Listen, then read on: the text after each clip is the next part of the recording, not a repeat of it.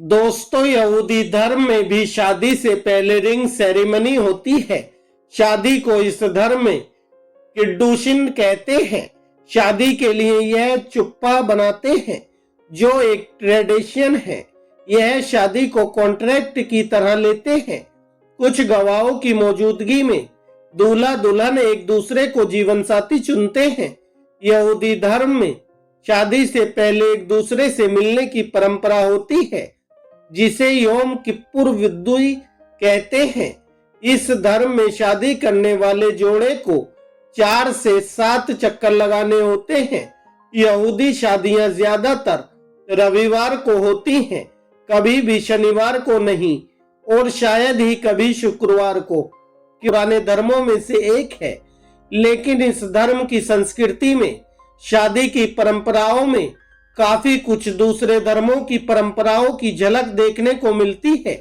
दुनिया में कई जगह बिखरे इस धर्म के मानने वाले लोगों में कई तरह की परंपराएं और रिवाजों में फर्क भी देखने को मिलता है, लेकिन फिर भी यह कई धर्मों की तरह से एक पवित्र बंधन माना जाता है।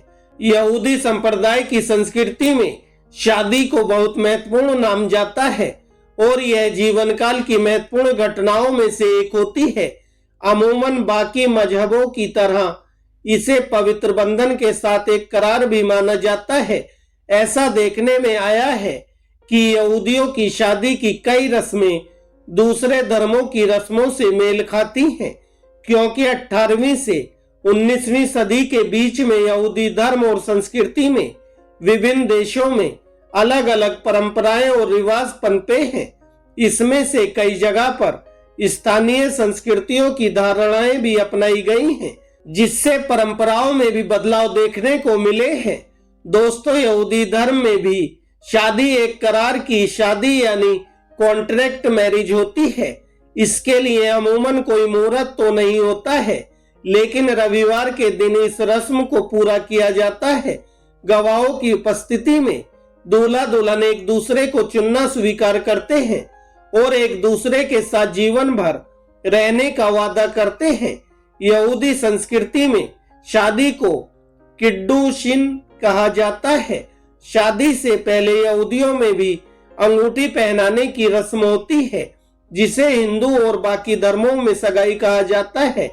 यहूदियों में शादी से पहले मिलने की परंपरा भी होती है, जिसे योम किप्पुर विद्युई कहा जाता है, जिसमें लड़का लड़की मिलकर कन्फेशनल प्रार्थना में हिस्सा लेते हैं और पुरानी जिंदगी की सारी गलतियों की माफी मांगकर नई जिंदगी में एक दूसरे के प्रति वफादार रहने की कसम खाते हैं।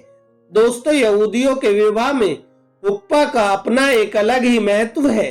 हुप्पा 4 खंभों और 4 खुले सिरों वाली एक कंबल वाली छतरी होती है, जिसके नीचे यहूदी जोड़े समारोह के दौरान खड़े होते हैं।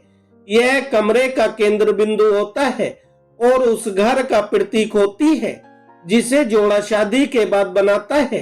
हुप्पा के लिए सफेद कपड़ा सबसे अच्छा होता है, क्योंकि इसमें से प्रकाश प्रवेश कर सकता है और उछल सकता है। दोस्तों, यहूदियों के विवाह में किद्दुश का भी अपना एक अलग ही महत्व है। किद्दुश शराब के ऊपर प्रार्थना करने का यहूदी अनुष्ठान है। यह शब्द सीधे तौर पर पवित्रीकरण में तब्दील होता है। जोड़े हुप्पा के नीचे एक प्लेट पर किद्दुश कप रखते हैं और औपचारिक गिलासों को कोशेर वाइन या जूस से भर देते हैं। रब्बी द्वारा आशीर्वाद समाप्त करने के बाद शादी का जोड़ा अपने किद्दुश कप से शराब पीता है। यह आशीर्वाद फल के निर्माण के लिए ईश्वर को धन्यवाद देता है। यहूदी रूढ़िवादी शादियों में दूल्हा एक औपचारिक सफेद गाउन पहनता है, जिसे केटेल के नाम से जाना जाता है। यह परिधान अक्सर फसह के दौरान पालकी का नेतृत्व करने वाले व्यक्ति को दिखाई देता है। शादी के दौरान दूल्हा पवित्रता और एकता के प्रतीक के रूप में केटल पहनता है। इसमें यह व्यक्त करने की कोई गुंजाइश नहीं होती है कि जोड़ा संपत्ति के बजाय प्रेम के लिए विवाह कर रहा है। अन्य यहूदी दूल्हे शादी समारोह के दौरान अपने कंधों पर एक लंबा लपेटने का विकल्प चुनते हैं। टैलिट पहना जाता है, एक बार उपा के नीचे पहुंचने पर दुल्हन दूल्हे के चारों ओर चक्कर लगाती है, क्योंकि दोनों माँ उसके साथ होती हैं। यह 7 बार होता है, जो दुल्हन को उसके प्रेमी की आत्मा के 7 क्षेत्रों में प्रवेश करने का प्रतिनिधित्व करता है। चक्कर लगाने के माध्यम से दुल्हन का एक नया पारिवारिक दायरा बनता है, जो दूल्हे से उसकी शादी से उत्पन्न होता है। इसके बाद अंगूठी की अदला बदली होती है। दूल्हा दुल्हन की दाहिनी तर्जनी पर अंगूठी रखता है। पारंपरिक यहूदी कानून के अनुसार 2 वैध गवाहों को उसे अंगूठी डालते हुए देखना जरूरी होता है। फिर गवाहों की मौजूदगी में शादी का कुतबा पढ़ा जाता है। कुतबा पढ़ने के बाद रब्बी और कैटर विवाह समारोह को समाप्त करने के लिए 7 आशीर्वादों का जाप करना शुरू करते हैं।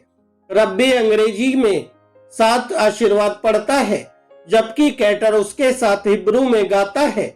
7 आशीर्वादों की अन्य प्रथाओं में विशेष मेहमानों को आशीर्वाद के कुछ छंद पढ़ने के लिए कहकर उनका सम्मान करना शामिल होता है। 7 आशीर्वादों की पारंपरिक समझ के अनुसार जब कई लोग इस सेवा में भाग लेते हैं, तो यह परिवार के लिए अधिक सम्मान लाता है। यह आशीर्वाद ईश्वर की प्रस्तुति करता है और परिवारों को नई शादी की खुशी में खुशी मनाने के लिए प्रोत्साहित करता है। दुल्हन को अंगूठी दिए जाने के बाद या समारोह के आखिरी में दूल्हा एक गिलास तोड़ता है, फिर उसे अपने दाहिनी पैर से कुचलता है। यह समझाने के लिए कई व्याख्याएं हैं कि दूल्हा शादी समारोह में कांच क्यों तोड़ता है। ऐसा कहा जाता है कि यह परंपरा सभी को जीवन और मानवीय रिश्तों की नाजुकता की याद दिलाती है। कांच का टूटना बचपन और पैतृक घर से संबंध विच्छेद का भी प्रतीक है। इस पर मेहमान मजल तोब शब्द का तेज उच्चारण करते हैं, जो कि वास्तव में हिब्रू में बधाई देना होता है। इसके बाद दूल्हे को पीने के लिए शराब का प्याला दिया जाता है और दुल्हन भी शराब पीती है। कई परंपराओं में शराब को केवल होठों से लगाने का भी रिवाज है, जो बधाई और सौभाग्य की अभिव्यक्ति है। सुधारित यहूदी परंपरा में दूल्हा और दुल्हन गिलास पर पैर मारने के बाद चुंबन करते हैं। रूढ़िवादी यहूदी शादियों में दूल्हा और दुल्हन स्टाम्प के बाद एक दूसरे को गले लगाते हैं। रूढ़िवादी यहूदी परंपरा में पति और पत्नी बनने के बाद युगल एक निजी मिलन के साथ अपनी शादी शुरू करने के लिए यचूड कक्ष में प्रवेश करता है। यह जोड़े की शादी की रात होती है और मेहमान नवविवाहितों के चारों ओर एक उल्लासपूर्ण भीड़ इकट्ठी कर लेते हैं। फिर इसके एक हफ्ते के बाद मेहमान और रिश्तेदार मिलकर दूल्हा दुल्हन को भोज देते हैं। इस मौके पर काफी लोग जमा होते हैं। शेवा बिरैकोट नामक इस उत्सव में खास तरह का डांस भी किया जाता है। यहूदी संस्कार और अनुष्ठान विवाह के साथ वयस्कता तक जारी रहते हैं, जिसे ईश्वर का आशीर्वाद माना जाता है। परंपरागत रूप से ऐसी अपेक्षा रही है कि सभी यहूदी शादी करेंगे और बच्चे पैदा करेंगे। दोस्तों, अगर आपको यह वीडियो अच्छी लगी हो तो वीडियो को लाइक करें, हमारे चैनल को सब्सक्राइब करें। धन्यवाद दोस्तों। जय हिंद, जय भारत।